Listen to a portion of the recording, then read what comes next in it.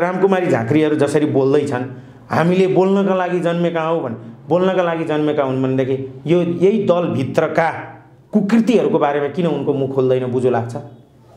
प्रचण्डको छोरीलाई मतपत्र च्यातेर जिताएको विषयमा किन उनीहरू बोल्दैनन्? किन बोल्दैनन् योगेश भट्टराईहरू? हिजो आफू सत्तामा मन्त्री पद खाँदै गर्दाखेरि निर्मला पन्तको हत्या र पत्ता लगाउन नसक्ने अनि आज कार्यक्रम घोषणा गर्दै गर्दाखेरि महिलामाथि हिंसा गरेको चाहिँ यो सरकारले भनेर भन्न लाज लाग्दैन? 1 महिना अगाडि के हेरेर बसेको थिए? चुरा लगाएर बसेका थिए।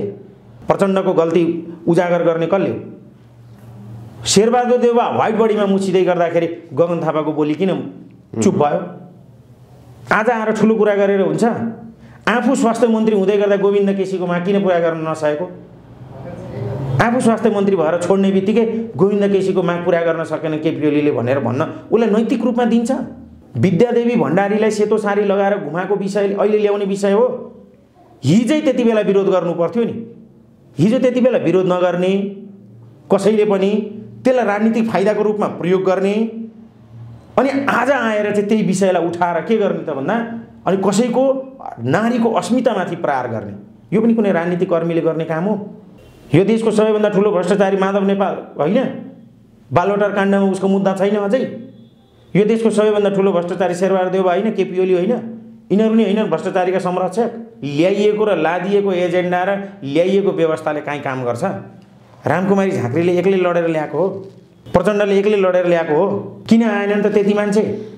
यदि त्यो 62-63 आएको लाखौँ मान्छेले ल्याएको यो व्यवस्था हुन्थ्यो भने ती मान्छे किन आएनन् त आज सडकमा? आउने मङ्सिरसम्ममा चुनाव हुन सक्ने सम्भावना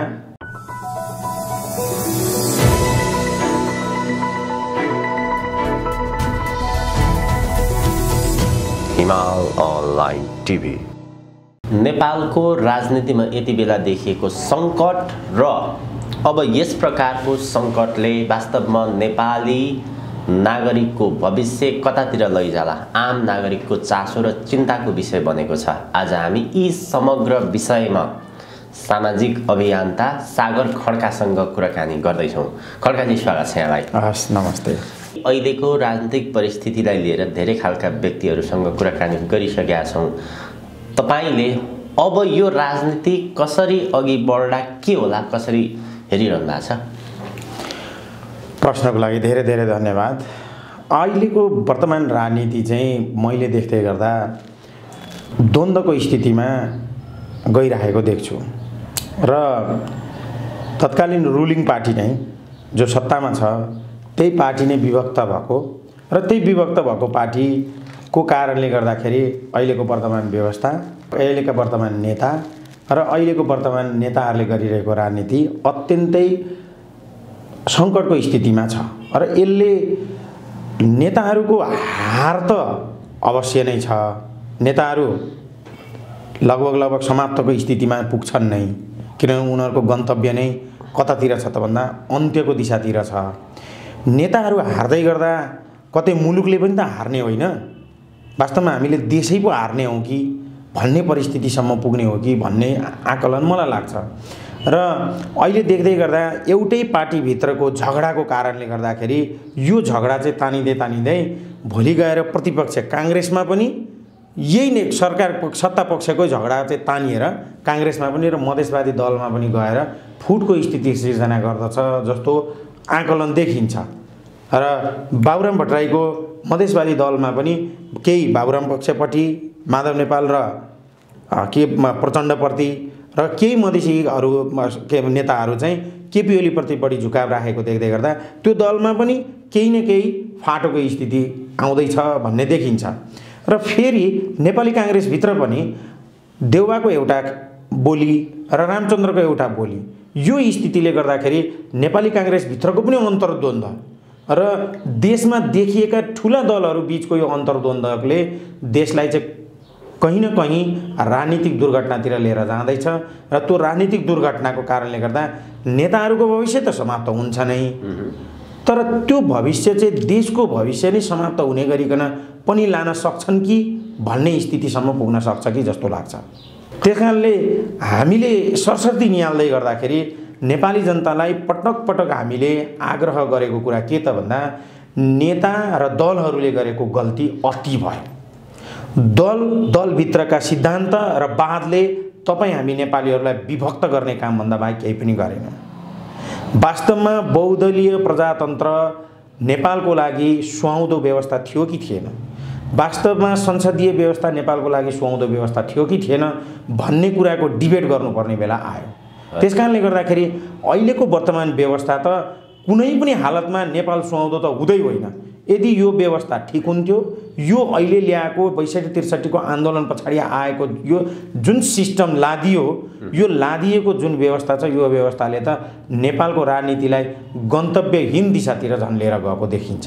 त्यसकारणले गर्दा व्यवस्था पनि सङ्कटमा, नेताहरूको भविष्य पनि सङ्कटमा र राष्ट्रको भविष्य पनि सङ्कटमा रहेको अवस्थामा अहिलेको राजनीति डोरिरहेको देख्छु। अब यो व्यवस्था ठिक हो कि होइन भन्ने विषयमा डिबेट गर्नुपर्छ भन्नुभयो यहाँले। त्यतातिर देश गइरहेको अवस्था छैन। माधव प्रचण्ड समूहले प्रधानमन्त्री ओलीको निरङ्कुशता विरुद्ध अथवा यो जुन संसद भङ्ग गर्नुभयो उहाँले, त्यसका विरुद्ध चौथो चरणको आन्दोलन घोषणा गरिसकेका छन्। उनीहरूले संयुक्त रूपमा आन्दोलन गरिरहेका छन्।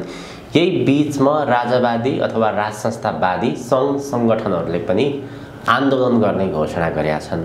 राजनीति त्यो बाटोतिर गएको देखिन्छ। यसले ल्याउने परिणाम चाहिँ के हुन सक्ला? यो चाहिँ द्वन्द्वात्मक परिस्थितिमै जान्छ र यो अहिले मैले भन्न खोजेको कुरा, जोड्न खोजेको कुरा के त भन्दा, यो अहिले वर्तमान मौजुदा जुन व्यवस्था छ, सङ्घीय लोकतान्त्रिक गणतन्त्रात्मक व्यवस्था छ, यो व्यवस्था नै हाम्रो मुलुक सुहाउँदो व्यवस्था भएन। वर्तमान संविधानले त देशलाई डोर्याउन सकेन। यो संविधानले आफ्नो जन्मदैदेखि जसले यो संविधान बनाए, ती संविधान बनाउनेहरू नै यो संविधानले काम गर्दैन भन्दै त्यही दिनबाट यो संविधानलाई सराप्दै बानेश्वरबाट निस्किए तिनै मान्छेहरू। भनेपछि यो संविधानले त्यो बनेकै दिनदेखिको काम गर्न नसकेको त हामीले देखेकै हो। यसले मधिसेको समस्या, यसले जनजातिको समस्या, यसले उत्पीडित समुदायको समस्या समाधान गर्न सकेन है भनेर देशभरि नै आन्दोलन भएको हामीले देख्यौँ। संविधानको समस्या अहिले आएर संसद विघटनसम्म आउँदै गर्दाखेरि संविधानले थुप्रै समस्या देशमा लिएर आयो। भनेपछि संविधानले काम गर्न नसकेको त हो नि। संविधानले काम गर्न नसक्नु भनेकै व्यवस्थाले त्यो अनुकूलता प्राप्त गर्न सकेन। संविधानबाट यो व्यवस्थाले त्यो किसिमको अनुकूलता प्राप्त गर्न सकेन। त्यस कारणले पनि यो व्यवस्थाले अनुकूल रूपमा काम गर्न नसकेको देखिन्छ। र अहिले देखिएको जुन आन्दोलनहरू छन्, दुई किसिमका आन्दोलनहरू, एउटा गणतन्त्रवादीको आन्दोलन र गणतन्त्रवादीहरूमा पनि केपी ओलीले राजतन्त्र फर्काउन लागे, राजा फर्काउन लागे, हिन्दू धर्म फर्काउन लागे, हिन्दू राष्ट्र फर्काउन लागे भनेर आरोप लगाउनेहरू फेरि को छन् त भन्दा, हिजो अस्तिसम्म केही दिन केही महिना अगाडि सँगै बसेर लुटी खाएकाहरू। आज केपी ओलीले लुटी खाने बाटो केही समूहलाई किक आउट गर्दै गर्दाखेरि उनीहरूले खान नपाएको जुन रिस छ, त्यो रिस चाहिँ गएर कहाँ पोखिराखेको छ भन्दा फेरि पनि त्यही हिजोको व्यवस्था, हिजोको राजा र धर्ममाथि प्रहार गरिराखेको छ। जानी नजानिकन धर्ममाथि प्रहार गरिराखेको छ। पशुपतिनाथले तिमीलाई जोगाउन सकिँदैन भनेर जसरी नेताहरूले बोलिराखेको अवस्था, यो धर्मलाई के गरिराखेको छ त भन्दा पटक पटक अब पुगेन उनीहरूलाई। यो देशलाई धर्मनिरपेक्ष बनाएर पनि पुगेन, देशमा गणतन्त्र ल्याएर पनि भएन, सङ्घीयता ल्याएर पनि भएन। अनि आफै के गर्ने त भन्दा फेरि त्यही राजालाई, फेरि यही धर्मलाई र भइरहेको सङ्घीय व्यवस्था नै धरापमा पर्यो भनेर हामीले भन्ने होइन। त्यो कुरा त कसले भनिरहेको छ त भन्दा स्वयं हिजोसम्म सँगै आन्द्रा टाँसिएर बसेकाहरूले भनिरहेका छन्। भनिसके पछाडि स्वाभाविक रूपमा राष्ट्रप्रति समर्थित जो साथीहरू हुनुहुन्छ, जो आन्दोलनकारीहरू हुनुहुन्छ, जो सङ्घ संस्थाहरू छन्, उनीहरूले त अझ झन् यो व्यवस्थाको विरुद्धमा, यी नेताहरूको विरुद्धमा आन्दोलन चर्काउनु त स्वाभाविक हो। अनुकूल परिस्थिति छ उनीहरूको लागि। हाम्रो लागि त यो परिस्थिति अनुकूल हो। अझ आन्दोलन चर्किनु भनेको त यो त स्वाभाविक हो। त्यसकारणले गर्दाखेरि यिनीहरूको झगडा र रोइलो भन्दा हिजोका एकजना राजा नै ठिक त यी 1000जना राजा भन्दा भन्ने परिस्थिति र मानसिकतामा नेपाली जनता पुगिसकेको अवस्था छ। अहिले नेताहरूले गरेको यो आन्दोलन, जुन संसद विघटन ठिक हो र संसद विघटन गलत हो भन्ने पक्ष र विपक्षको जुन आन्दोलन छ, यो आन्दोलन त एउटा नौटङ्गी नाच मात्रै हो।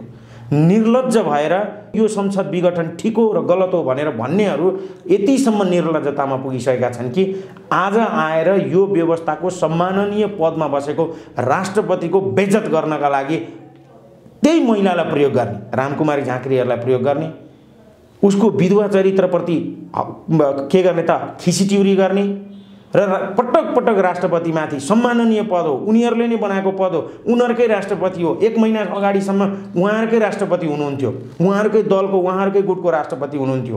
हामीले त प्रश्न मात्रै उठाउँदाखेरि पनि उहाँहरूको विरुद्धमा हामीलाई त कुट्न आउनुहुन्थ्यो उहाँहरू। आज उहाँहरू नै के गर्दै हुनुहुन्छ त भन्दा निर्लज्ज भएर फेरि के गर्दै हुनुहुन्छ त दुर्वचनहरू प्रयोग गरिराख्नु भएको छ। कस्तो कस्तो वचनहरू एउटा नेताले बोल्न सुहाउने कुराहरू बोलिराख्नु भएको छ उहाँहरूले। उहाँहरूको हरेक 15 मिनट 20 मिनट आधा घण्टाको भाषणमा हेर्नु होला प्रदीपजी, र 25 मिनटदेखि 30 मिनट 90% समय चाहिँ एउटाले अर्कोलाई गाली गलौज गरेरै जान्छ। के त्यही हो नेताहरूबाट पाउने जनताले? यस्तै गाली गलौज सिक्ने हो? भोलिको पुस्ताले यही नै राजनीतिक चरित्र सिक्ने हो? हाम्रो पुस्ता त टायर ढुङ्गा इँटा बालेरै सिद्धियो, बन्द र हडतालमै सिद्धियो। हामीले त एकदम द्वन्द्वको चरम अवस्थाबाट गुज्रियौँ। तर अब आउने नयाँ पुस्तालाई पनि यही हत्या, हिंसा, द्वन्द्व र राजनीतिक द्वन्द्व पनि अति भयो। उनीहरूले अब राजनीतिक आन्दोलन गर्नु पर्दैन, अब राजनीति आन्दोलन गर्नु पर्दैन, यो व्यवस्था संसारको सबैभन्दा उत्कृष्ट व्यवस्था हो भनेर जनताले अब सडकमा आउनु पर्दैन भन्नेहरू नै उनीहरू थिए हिजो अस्ति। आज त्यसको बर्खिलापमा सडकमा आएर जनताहरूलाई मासु भात र पैसामा ल्याएर नाङ्गो नाच नचाउने जुन कामहरू हामी यहाँ आउन यस कारणले बाध्य भयौँ। प्रधानमन्त्री केपी शर्मा ओलीले संविधान मान्नु भएन, यो व्यवस्था मान्नु भएन, हामीले लडेर ल्याएको गणतन्त्र प्रधानमन्त्री ओलीले समाप्त पार्ने बाटोमा लानुभयो। माधव प्रचण्ड समूहको त्यो आरोप, रामकुमारी झाँक्री स्वयं राष्ट्रपतिलाई नै त्यस्तो आरोप लगाए, गगन थापाहरू पनि निरङ्कुशताको शैलीको विरुद्धमा छन्। त्यसो भए होइन, यस्तो हो, उनीहरूले ल्याएको गणतन्त्र भनेर जुन भनिएको छ, गणतन्त्र वास्तवमा कसले ल्याएको पहिला निर्केल गर्नु पर्यो। हिजो मिल्दासम्म सङ्घीय लोकतान्त्रिक गणतन्त्र हामीले ल्याएको हो भनेर एकै स्वरमा भन्ने, अब उहाँहरूलाई पत्याउने कि केपी ओलीलाई पत्याउने त? केपी ओली पनि सङ्घीय लोकतान्त्रिक गणतन्त्र हामीले ल्याएको भन्ने, उहाँहरू पनि सङ्घीय लोकतान्त्रिक गणतन्त्र हामीले ल्याएको भन्ने, गगन थापाहरू पनि हामीले ल्याएको भन्ने। तर वास्तविकता त उहाँहरूले ल्याएको होइन। 62-63 को आन्दोलनको जगमा बसेर हामीले जुन सङ्घीय लोकतान्त्रिक गणतन्त्र र धर्मनिरपेक्षता ल्यायौँ भन्नुभएको छ नि, यहीँनेरि बकवास कुरा गरिराख्नु भएको छ उहाँहरूले। 62-63 को आन्दोलनमा कहाँ धर्मनिरपेक्षताको विषयलाई उठाइएको थियो? एउटा पनि म गगन थापा, रामकुमारी झाँक्रीलाई एउटा पनि भिडियो क्लिप देखाउनका लागि म यहाँबाट चुनौती दिन चाहन्छु। धर्मनिरपेक्षताको विषयमा कुनै पनि एउटा नेपालीले प्रश्न उठाएको रहेछ भनेदेखि त्यति बेला तपाईँहरूले त्यसको जवाफ दिनुपर्ने हुन्छ। कहाँ उठाएको छ? उठाउँदै नउठाएको कुरा र कुनै विदेशीहरूलाई खुसी बनाउनका लागि ल्याइएको र लादिएको एजेन्डा र ल्याइएको व्यवस्थाले काहीँ काम गर्छ? रामकुमारी झाँक्रीले एक्लै लडेर ल्याएको हो, प्रचण्डले एक्लै लडेर ल्याएको हो। 62-63 को आन्दोलनमा हामी जस्तो महत्त्वपूर्ण भूमिका त जनताको थियो। यो त जनताले लिएर आएको, जनताले लिएर आएको, नागरिकले लिएर आएको भनेर भन्नुपर्ने ठाउँमा एक्लो मैले लिएर आएको भनेर त दम्ब जुन देखाउँदैछन् नि, त्यो नै उनीहरूको सकिने बाटो हो। र यदि उनी साँच्चै उनले ल्याएको व्यवस्था हुन्थ्यो भनेदेखि यो व्यवस्थाले काम गर्थ्यो कि गर्दैन थियो? आज सडकमा आएर उनले उफ्रिराख्नु पर्थ्यो? यो सिस्टम ठिक हुन्थ्यो भनेदेखि, यो सिस्टम चेक एन्ड ब्यालेन्समा हुन्थ्यो भनेदेखि, उनीहरूले राम्रो काम गरिदिएको भएदेखि यो रोइलो हुन्थ्यो? आज अदालतले के निर्णय गर्छ भन्ने विषयलाई लिएर आज सडकमा आउनु पर्थ्यो? यदि त्यो अदालतलाई निष्पक्ष निष्कलङ्कित व्यक्तिहरूको थलो बनाएको भएदेखि यस्तो हुन्थ्यो? अदालतमा लगेर पार्टीको कार्यकर्ता लगेर कसले राख्यो? सपना मल्ल प्रधान कसकी पार्टीको हुन्? अहिलेको वर्तमान प्रधान न्यायाधीशलाई कसले नियुक्त गरेको? यो न्यायाधीशलाई नियुक्त गर्ने बेलामा अरू भएका न्यायाधीशहरूलाई कसरी लखेटे? अदालतलाई पनि राजनीतिक अखडा बनाउने काम कसले गर्यो? यही व्यवस्था अन्तर्गत रहेका यिनीहरूले गरे नि। भनिसके पछाडि जहाँसम्म यो व्यवस्था सङ्कटमा परेको कारण पनि को हो त भन्दा उहाँहरू नै हो। र यो व्यवस्थाले सबैभन्दा असुरक्षित कसैलाई बनायो भनेदेखि हाम्रा दुईटा छिमेकीलाई बनायो। हाम्रो छिमेकी भारतलाई र चाइनालाई सबैभन्दा बढी असुरक्षित भयो नेपालबाट। नेपालको भूमि प्रयोग गरेर भारत र चाइना तिब्बत टुक्र्याउने जुन गतिविधिहरू भयो पश्चिमाहरूको, त्यो नै हाम्रा नेताहरूको सबैभन्दा ठुलो कमजोरी भयो।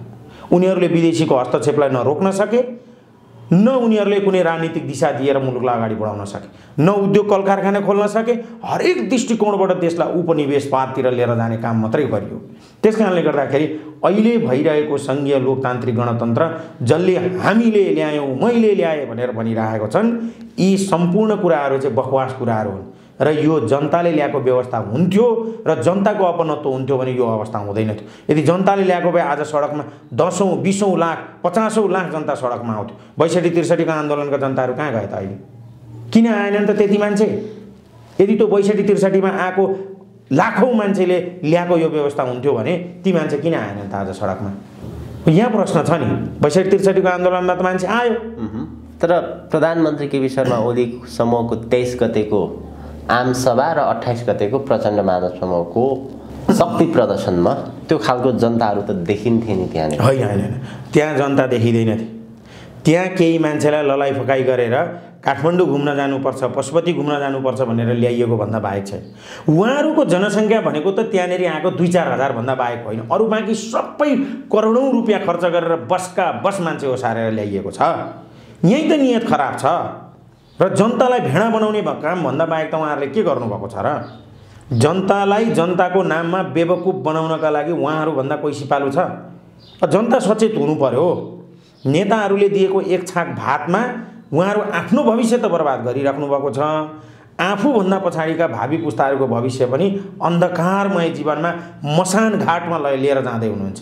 ती हरेक जनता जो केपी ओली र माधव नेपाल र प्रचण्डको पक्षमा जुन आएका छन्, ती हरेक जनतालाई मेरो आग्रह छ, उनीहरूले आफ्नो भविष्य त बर्बादीको तर्फ त लिएर जाँदैछन्। आफूभन्दा पछाडिका पुस्ताहरूको जिन्दगीलाई नरकमा धकेल्दैछन्। त्यति समेत ज्ञान नभएको नेपाली जनता अब यो जनतालाई के भन्ने? त्यसकारणले गर्दाखेरि उनीहरू त डुल्न घुम्नका लागि, हाँसो ठट्टा गर्नका लागि आएका मात्रै हुन्। वास्तविकता त्यो हुन्थ्यो उनीहरूसँग जनता हुन्थे पक्षमा भनेदेखि सिधा चुनावमा गइहाल्थे नि। केपी ओलीले घोषणा गरेको चुनावमा जानलाई उहाँहरूलाई किन गाह्रो भयो त? तर अहिले दुवै पक्षहरू ढुक्क छन्। माधव प्रचण्ड समूह संसद पुनर्बहाली हुन्छ। पहिलो कुरो त संसद भङ्ग भएकै छैन, संवैधानिक अधिकार त्यो छँदै छैन। त्यस कारणले संसद पुनर्बहाली हुन्छ, त्यसमा हामी ढुक्क छौँ। त्यसपछि हामीले सरकार चलाउँछौँ भनेर उनीहरू लागिरहेका छन्। यता ओली समूहका मानिसहरू, प्रधानमन्त्री ओली, संसद पुनर्बहाली हुँदैन, संसद भङ्ग भइसक्यो, अब देश चुनावी माहौलमा गइसक्यो, तोकिएकै मितिमा चुनाव हुन्छ भनेर भन्नुभएको छ। के देख्नुहुन्छ? चुनाव हुन्छ अथवा संसद पुनर्बहाली हुन्छ, त्यसपछि देशको राजनीतिको ट्र्याक चाहिँ कतातिर जाने सम्भावना हुन्छ? अब धेरै आकलन गर्न सकिने सम्भावना चाहिँ के हो भने प्रदीपजी, संसद पुनर्बहाली हुन सक्ने सम्भावना एकदमै कम छ। किनभने यो राजनीतिक रूपमा सेटिङ गरेरै गरिएको विषय हो। राजनीतिमा अहिले सेटिङ भन्ने जुन शब्द छ त्यो सेटिङ गरेरै गरिएको विषय हो जस्तो देखिन्छ। सेटिङ गरेरै गरिएको भनेपछि माधव प्रचण्ड समूहले सेटिङमा भएको हो भन्ने आरोप चाहिँ ठिक हो? त्यसो भए होइन, उनीहरू पनि भएको भए योभन्दा चरम सेटिङ गर्थे। देशै सेटिङमा चलेको छ। त्यो सेटिङभित्र उनीहरू अटाउन नसकेको पिरलो चाहिँ उनीहरूलाई हो के। उनीहरूको राजनीतिक भविष्य केपी ओलीले समाप्त गरिदिए, जिरो नै भयो। आज सडक छाप भए उनीहरू। त्यस कारणले गर्दाखेरि अबको राजनीतिक भविष्य विशेष गरी प्रचण्ड, त्यस्तै माधव नेपाल र झलनाथ खनालको जिरोको अवस्थामा पुगेको कारणले गर्दाखेरि हिजो राज्यबाट दोहन गरेर खाइराखेको, चारैतिर सुरक्षाकर्मी घुमिराखेको, त्यहाँ पछाडिबाट गएर राज्यका स्रोतहरूमाथि आँखा लगाइरहेको र खाइरहेको आफ्नो घर परिवार किचन क्याबिनेट जुन बनाउनु भएको छ, जुन साम्राज्य बनाउनु भएको छ अपराधको, त्यो अपराधको अखडा अब तोडिने भयो भन्ने डरको कारणले गर्दाखेरि उहाँहरू केही जनतालाई लिएर सडकमा आउनु भएको मात्रै हो। त्यस कारणले गर्दाखेरि संसद पुनर्बहाली भयो अरे, मानौँ संसद पुनर्बहाली भयो भने के हुन्छ? यो देशको राजनीतिक समस्या समाधान हुन्छ? संसद पुनर्बहाली भएर अब यो देशको राजनीतिक समस्या समाधान हुँदैन। प्रचण्डका हरेक भाषणमा, माधव नेपालका हरेक भाषणलाई तपाईँ निहालेर हेर्नुहोस्, संसद पुनर्स्थापना भयो भने यो देशको जिडिपी हामी यति बढाउँछौँ, अर्थतन्त्रमा हामी यति सबल हुन्छौँ, आयात हामी यसरी रोक्छौँ, यति रोजगारीको सिर्जना गर्छौँ, यस्तो कहीँ कुरा बोलेका छन् उनीहरूले? सिर्फ उनीहरूको कुरा के छ भन्दा संसद पुनर्बहाली भयो भने प्रचण्ड प्रधानमन्त्री हुनुहुन्छ, माधव नेपाल अध्यक्ष हुनुहुन्छ, झलनाथ खनाल राष्ट्रपति हुनुहुन्छ, बाँकीका बचेपछि कुचेका अल्ला रे केटाहरू 2-4वटा मन्त्री खाउलाउ या ठेक्का टेन्डर तिमीहरूले पाउलाउ भनेर आएको न हो। त्योभन्दा बाहेक त केही त छैन। संसद पुनर्बहाली अब भएन अरे, भएन भने के हुन्छ? केपीले चुनाव त गर्नुपर्छ हैन? यदि उनीहरूको राजनीतिक द्वन्द्व बनाउँदै गयो भनेदेखि यो देश कहाँ जान्छ त अन्त? सङ्कट, द्वन्द्वात्मक स्थितिमा जान्छ। त्यो द्वन्द्वात्मक स्थितिलाई देशले धान्न नसकेको अवस्थामा देशमा सैनिकीकरण पनि हुन सक्छ, सेनाले आफ्नो सत्ता हात लिन पनि सक्छ, वा यो सरकारले भएन भनेर कुनै एउटा निष्पक्ष र निष्कलङ्कित व्यक्तिलाई चाहिँ ल्याउनुपर्छ भनेर एउटा ठाउँ हिजोको खिलराज रेग्मीको स्थितिमा पनि पुग्न सक्ने सम्भावना छ। किनभने केपी ओलीले बनाएको चुनावमा हामी चुनाव अब वैशाखमा त हुँदैन, वैशाखमा हुने सम्भावना एकदम पुरै टरेरै गइसक्यो। तर आउने मङ्सिरसम्ममा चुनाव हुन सक्ने सम्भावना छ, कता अलिकता छिनो आशा। तर केपी ओलीको रवैया देख्दै गर्दाखेरि उनी चुनाव गर्ने मनस्थितिमा छैन। उनको रवैया देख्दै गर्दाखेरि उनी यी सबैलाई समाप्त गरेरै त्यहाँ पछाडिबाट राजनीति नयाँ कोर्सबाट लिएर जान चाहन्छन् जस्तो देखिन्छ। भनेको नयाँ कोर्स चाहिँ किन? जस्तै माधव प्रचण्ड त उनीहरूकै सहकर्मी हुन्, हिजो सँगै राजनीति गरेका मानिसहरू, सत्ता साझेदार गरेका मानिसहरू। बहुदलीय व्यवस्था आइसकेपछि होस् अथवा 62-63 को गणतन्त्र आइसकेपछि समाप्त चाहिँ किन पार्न खोजे? खास समाप्त पार्न खोजेको कारण के हो त भन्दा विदेशीलाई खुसी बनाउन नसकेर, प्रचण्डले आफू 1 नम्बरी भारतीय हुँ भन्ने कुराको दाबी गर्न नसकेको कारणले गर्दा, प्रचण्डले अमेरिका जसरी गए, उनी जसरी एमसीसी प्रति आसक्त भए र जसरी भारतीयहरू सशङ्कित भए र जसरी नेकपा भन्ने दल चाइनातिर ढल्कियो, त्यो ढल्काइको कारणले गर्दाखेरि र उनीहरूलाई पार्टी फुटाउनका लागि बारम्बार भन्दै गर्दाखेरि जसरी प्रचण्ड र माधव नेपालले पार्टी फुटाएनन् र इन्डियन लबिङ तोडेर उनीहरूले काम गर्न नसकेको कारणले गर्दा वा इन्डियन लबिङतिर जान नसकेको कारणले गर्दाखेरि वैदेशिक रूपमा दक्षिणलाई खुसी बनाउन नसकेको कारणले गर्दा उनीहरूको राजनीतिक भविष्य 0 लगभगमा पुगिसकेको अवस्था छ। हेर्नु ल, हरेक नेताको राजनीतिक भविष्य विदेशीहरूको हातमा छ। अहिले बनेका गगन थापा, अहिले बनेकी रामकुमारी झाँक्री लगायतका यावत मान्छेहरूका भविष्य कहाँ छ त भन्दा विदेशीको हातमा छ। हाम्रो देशको एउटा इन्सपेक्टर डिएसपीलाई सरुवा गर्नु पर्यो या सरकारी कर्मचारीलाई सरुवा गर्नु पर्यो भनेदेखि त भारतीय दूतावासको आदेश चाहिन्छ। त्यस्तो अवस्थामा मुलुकलाई पुर्याइसकेको छ। देख्दाभरि मात्रै नेपाल छ, आर्थिक रूपमा, राजनीतिक रूपमा, भाषिक रूपमा, सांस्कृतिक रूपमा सम्पूर्ण रूपमा उपनिवेश बनाइएको छैन र अहिले। के आर्थिक रूपमा नेपाल सबल छ, आत्मनिर्भर छ? को प्रति डिपेन्ड हुनु परेको छ हामीले? हामी त देख्दै गर्दाखेरि त पुराका पुरा हामी कोसँग आयातमा निर्भर छौँ? हरेक दृष्टिको राजनीतिमा पनि कोसँग हामी निर्भर छौँ? यहाँका व्यवस्थाहरू कसले गरेर परिवर्तन गरिदिए? नेताहरू कसरी रातारात धनी भए, महल ठोकिए? यी त छर्लङ्गै छन् नि। त्यस कारणले गर्दाखेरि उनीहरूले विदेशीलाई खुसी बनाउन नसकेको कारणले गर्दा, विशेष गरी दक्षिणतिर उनीहरूको तार खुस्केको कारणले गर्दा, प्रचण्ड र माधव नेपालको तार दक्षिणतिरको तार खुस्कियो र त्यो तार खुस्केर जोडियो कहाँ त भन्दा केपी ओलीतिर गएर जोडियो र डाइरेक्ट हाई भोल्टेज अहिले कहाँ छ त दक्षिणतिरको भन्दा सिधा केपी ओलीतिर छ र त्यो भोल्टेजको कारणले गर्दाखेरि हाई भोल्टेज जसको हुन्छ राजनीतिमा त्यही हावी भइरहेको छ।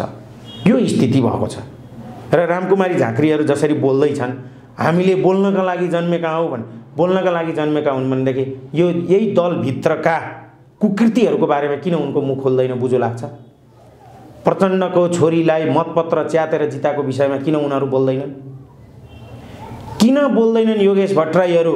हिजो आफू सत्तामा मन्त्री पद खाँदै गर्दाखेरि निर्मला पन्तको हत्या र पत्ता लगाउन नसक्ने अनि आज कार्यक्रम घोषणा गर्दै गर्दाखेरि महिलामाथि हिंसा गरेको छ यो सरकारले भनेर भन्न लाज लाग्दैन? 1 महिना अगाडि के हेरेर बसेको थिए? चुरा लगाएर बसेका थिए।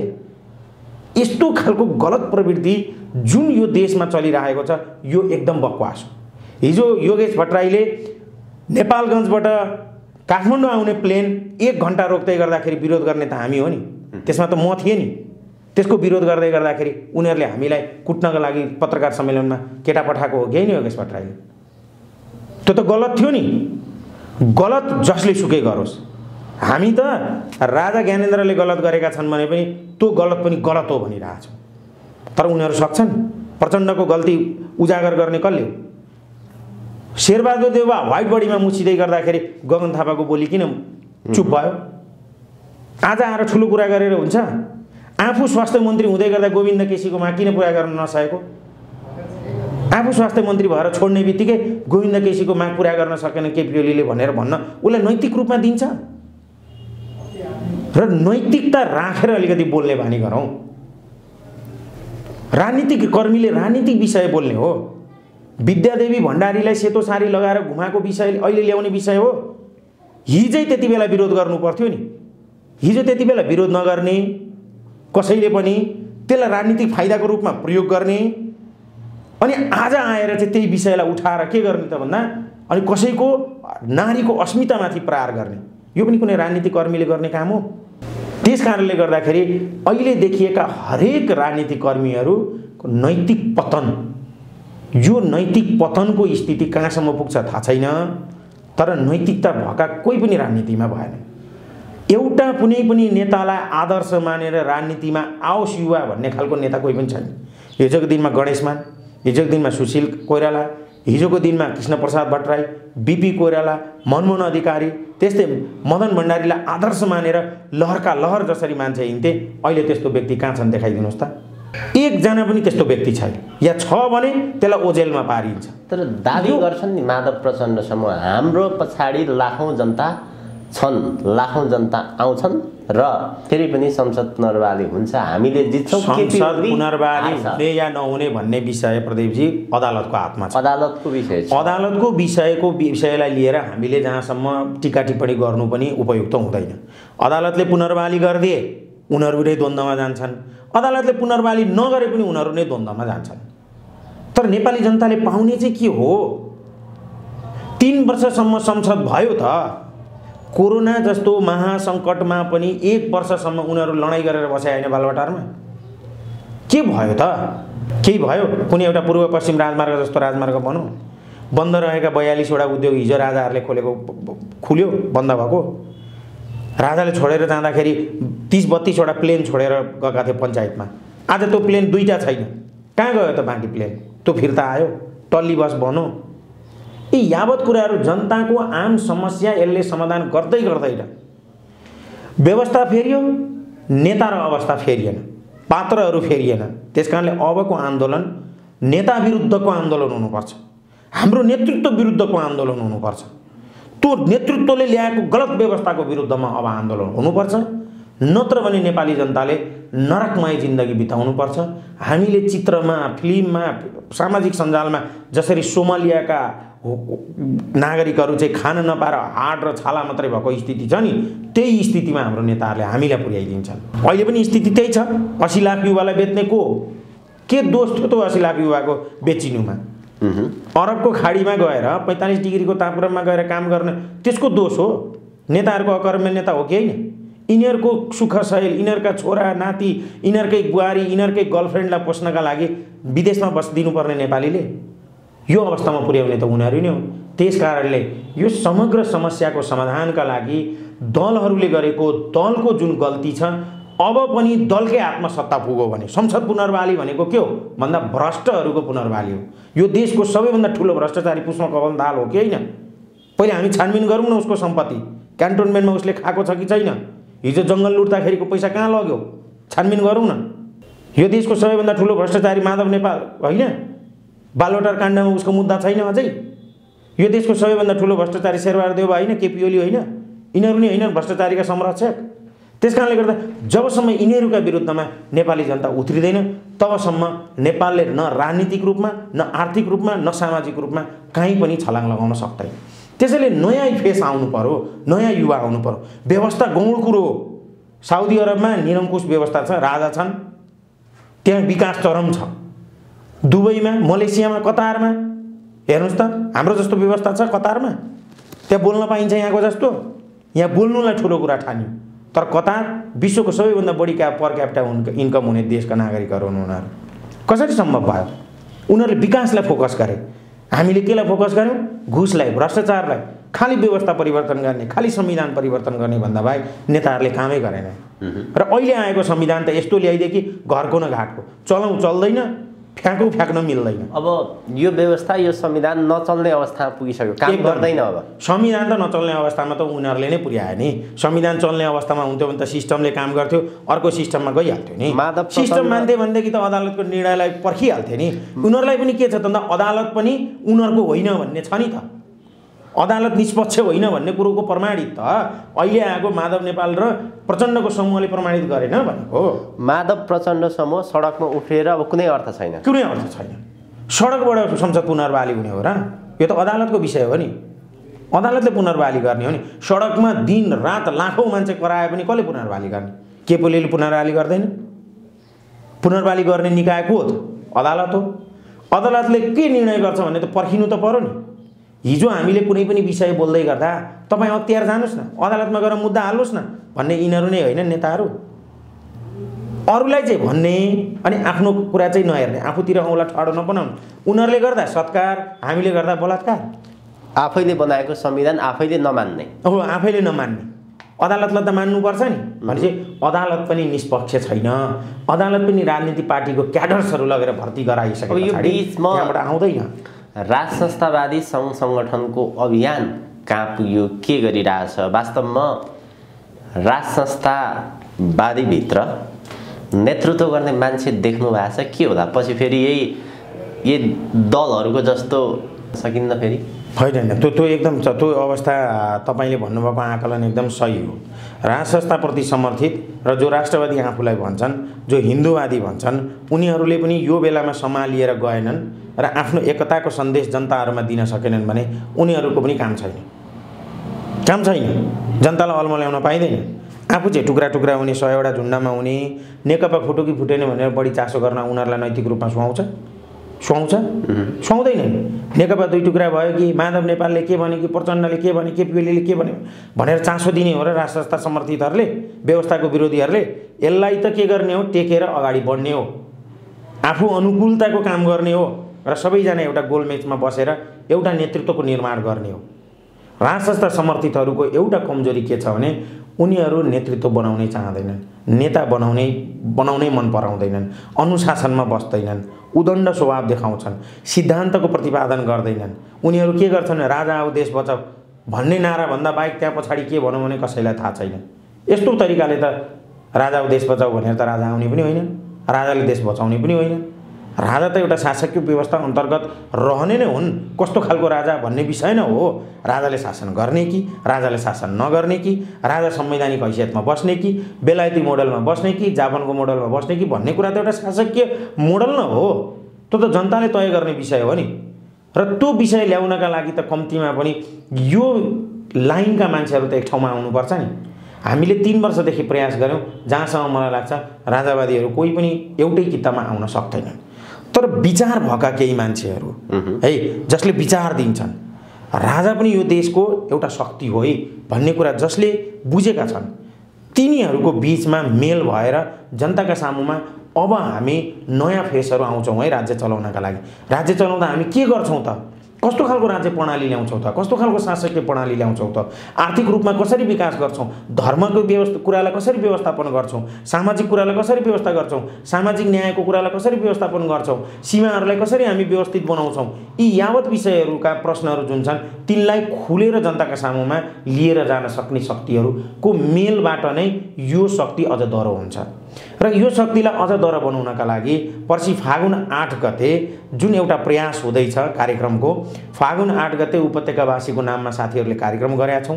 त्यसमा हामी पनि संलग्न छौँ। हाम्रो पनि साथ र समर्थन छ र समग्र हिन्दूवादी जो यो देशलाई सनातन धर्म सापेक्ष बनाउनुपर्छ भन्नेहरू हुनुहुन्छ, ती समग्र साथीहरू, समग्र हिन्दूवादी, समग्र बौद्ध मार्गीहरू, समग्र जैन मार्गीहरू र समग्र सनातनीहरूले त्यो कार्यक्रमलाई भव्यताका साथ मनाइदिनु हुनका लागि पनि मेरो विशेष अनुरोध छ। यही फागुन 8 गते दिनको 11 बजे माइतीघर मण्डलामा जुन कार्यक्रम हुन गइरहेको छ त्यो कार्यक्रम विशुद्ध राष्ट्रवादीहरूको कार्यक्रम हो र त्यहाँ हरेक नेपाली नागरिकहरू जो दलको स्वार्थ र दलीय झगडाबाट वाक्क दिक्क यो देशलाई जसरी बनाइएको छ त्यो भन्दा माथि उठ्ने, दलभन्दा माथि उठौँ, राष्ट्रिय झण्डा बोकौँ, अब पार्टीको कुनै पनि झण्डाले यो देशलाई निकास दिन सक्दैन भन्ने जसले ठान्नु भएको छ वा हरेक सचेत नेपाली नागरिकहरूले त्यहाँ उपस्थित भइदिनु हुन र विशाल जनप्रदर्शनलाई साथ दिनु हुनको लागि पनि मेरो विशेष अनुरोध छ र भविष्यमा हामी छिट्टै एकत्रित भएर नयाँ कार्यक्रमको घोषणा गर्दैछौँ र अहिले सडकमा जसरी कम्युनिस्टहरूको कुकृत्यहरू जुन देखिराखेका छन् यो कुकृत्य र यो कुकर्मले देशलाई कहीँ पनि निकासमा लिएर जाँदैन, दलदलमा फसाउने भन्दा बाहेक फसाउँदैन। त्यसकारण दलको जुन रूप छ त्यो रूप अब हाम्रो घाँटी भयो र हाम्रो भविष्यको बर्बादीको कारण नै नेपालका दल र तिनका नेतृत्वहरू भए र अबको आन्दोलन तपाईँ हामीले नेता विरुद्धको आन्दोलन छेड्नुपर्छ। नेता भगाऊ, भ्रष्ट भगाऊ र भ्रष्ट नेता भगाएर अब यो देशको राष्ट्रवादीहरूले देशको शासन सत्तामा पुग्नुपर्छ भन्ने मनसायका साथ फागुन 8 गते हुने कार्यक्रमलाई भव्यताका साथ मनाइदिनु हुनका लागि पनि विशेष मेरो अनुरोध छ। हस्, आभारी छु यहाँको महत्त्वपूर्ण विचार र समयको लागि। हस्, धन्यवाद।